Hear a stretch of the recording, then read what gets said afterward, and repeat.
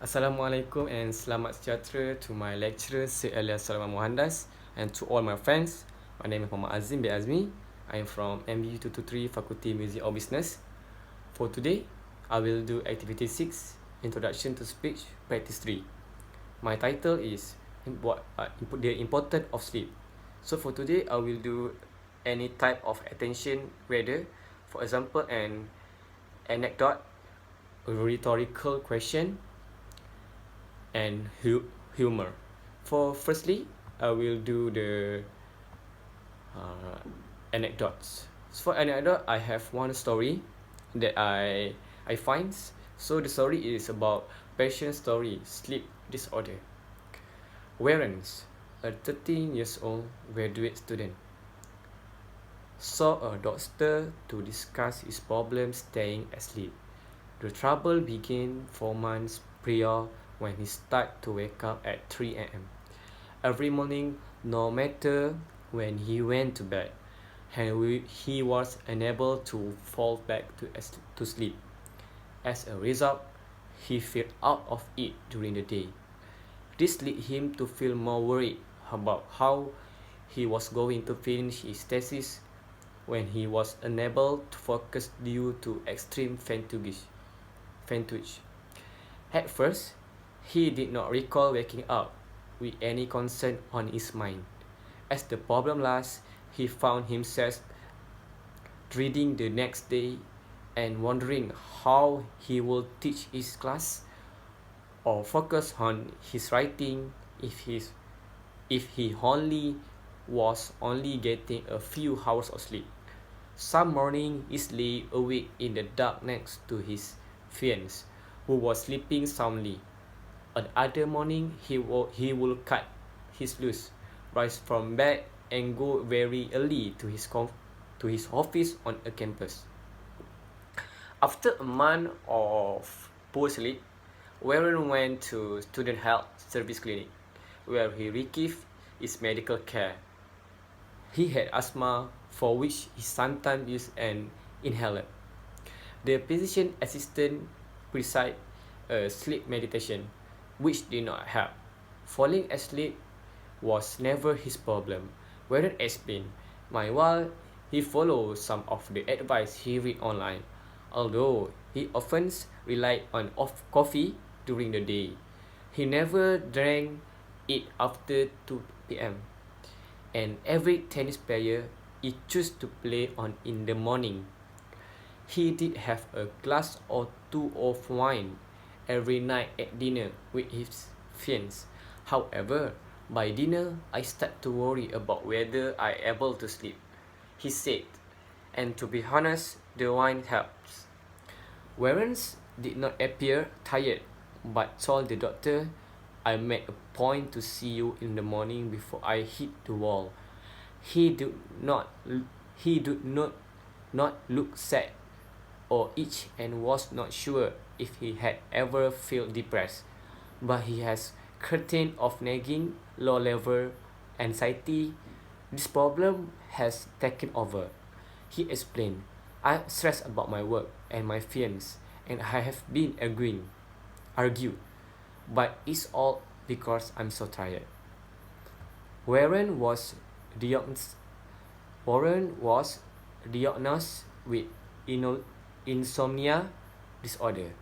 His sleep problem began during a period of high stress.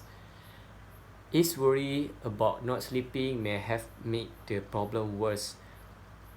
Warren may also be self-medicating with caffeine to stay alert during the day and with wine to slow down during the evening. Also note is a past medical history of asthma, for which Warren sometimes used as inhaler, because the inhaler meditation may be stimulating, knowing when and how much of them he used will be helpful. So from this story, we all know that sleep is so important to give us energy for tomorrow or tomorrow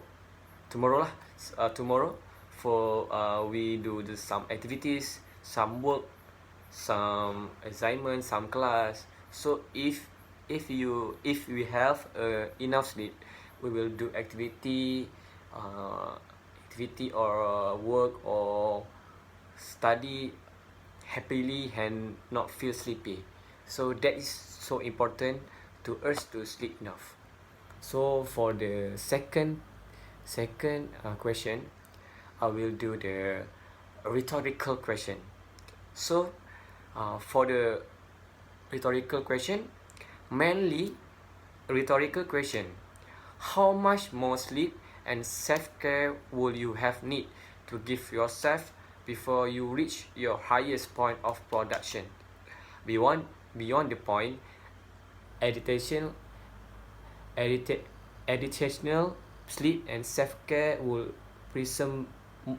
presumably have made you less productive. The answer is, it was combined with lot of caffeine. Looking back, I don't regret that. I mean, it wasn't smart. I clearly would have made more progress overall had I gotten more sleep and taken care of myself. But I don't feel like I could have done it any other way. Given the person I was, I need total I have. So that's the rhetorical question. For the lastly, I will talk about humor of sleep. So, what is a good sleep quote? The best thing to do first thing in the morning is to go right back to sleep. Sleep is the best meditation.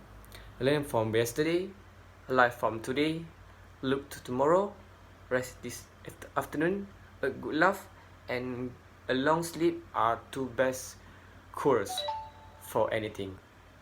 So that's the good sleep quotes. Next, um, why do you call a person who sleep too much?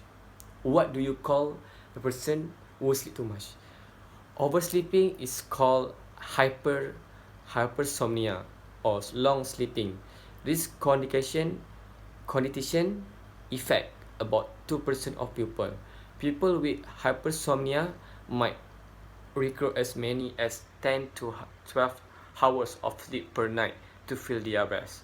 So this is the call to the person who sleep too much. So next is is sleeping a behavior? Instinctive. Sleep is viewed as an instinctive expression of innate behavior elicited by inducing stimuli. Adaptive theory. Sleep is considered to be adaptive behavioral responses associated with predator and foraging recruitment of species. This is why sleeping is a behavior. So next, I will tell you about what is a unique way to say goodnight. Instead of saying a classic goodnight, you can say night, sweet dream, or something similar. If you are saying goodnight to a spouse, you can say something like good night, gorgeous, have a beautiful dreams tonight. The best good night is what means to most to you. Especially we will say good night to someone special like a wife or girlfriends or mother. So this is the thing that make your night we will better if we have a say good night to someone. So lastly, I will talk about what did you sleep well or did you sleep good? So the correct usage is sleep well. Well is an adverb. It used to describe, give more information about verb. In your example, well is describing in verb sleep, past tense of sleep. You talking about how you sleep? Yes, I have a good sleep. Thank you. So this is about for example of past tense or singular for sleep well or sleep good. That's all for me. That's all for me. For activity 6. Hope you enjoy and understand what I'm talking. Thank you.